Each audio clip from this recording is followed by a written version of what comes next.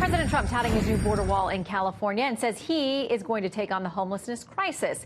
As California leaders, you heard Trey say, vow to sue over his newest policy announcement. So let's debate with two of our favorite West Coasters, host of Left Coast News, Ethan Bearman, and the host of The Next Revolution right here on Fox News, Steve Hilton, both joining us live. Great to have you, gentlemen. Hi, Shannon.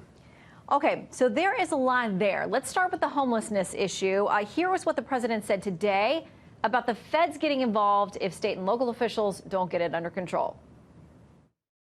If these Democrat liberal politicians don't straighten it out, the federal government will have to come in. We're not going to lose cities like Los Angeles, San Francisco, and others that are great cities. We're not going to allow that to happen to our cities.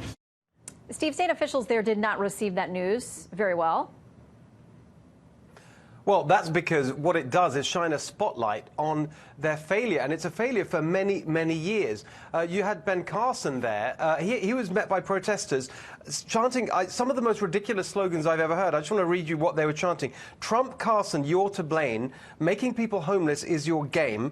Dr. Carson, it's no lie. You're the reason we sleep outside. That is so stupid. If you look at what's been going on in California for years, the people who are outside, who are sleeping on the streets, both suffering and causing so many problems, the vast majority of them either have mental health problems or drug addiction or both. And it's the failure of the authorities in this state and local officials to actually deal with that in a direct way, to say, look, if you've got mental health problems and you're sleeping on the street, we need to put you into treatment. If you've got drug addiction problems, we need to force you to go into rehab. You can't be out there sleeping on the street. But they have refused to do that. And now, finally, there's some accountability coming. And that's what they don't like. No wonder they're complaining about it.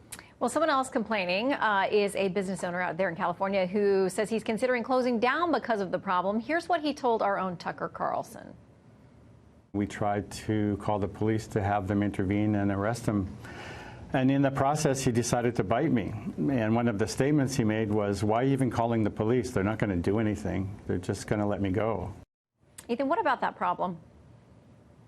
Yeah, it's horrible, and I hate to see that happen at all. And people do get attacked sometimes, and it's terrible that we don't take the time to differentiate between the visible homeless and the invisible homeless. What Steve was referring to and what that business owner dealt with are what we call the visible homeless, those who are out in our paths, they're blocking sidewalks, that have mental health issues.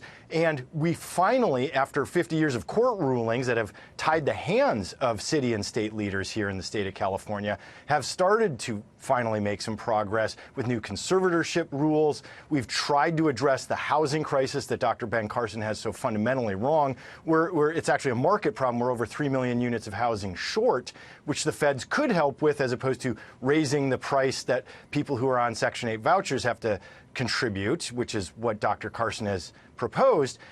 We need to be helping these people. The federal government can help in a lot of different ways, but to demean, to demonize, to complain, 50 years of bad policies and misspent money absolutely have contributed to this problem, but we have leaders who are finally trying to address it, and we could use some positive help from the federal government. Steve, your response? Sorry.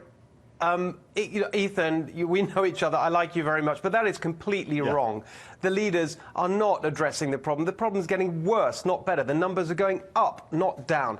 Their hands haven't been tied in this respect. They have been tied by their failure to confront progressive ideology, which says we are not going to confront these problems. Court we're not have going to tied their take. hands. They're not. That's not correct. In New York, for example, that is they've correct. responded completely differently. I can cite you the cases against the city of Los Angeles, absolutely, city of Boise and the Ninth Circuit. Those are federal cases that actually tell the cities they can't do certain things until they address things like housing. Why can they do it in New York? That's finally happening. Why can they do it in New York? Why can they do it in New York? In New York, 95% because they're not in the Ninth Circuit, so those federal courts are in this area.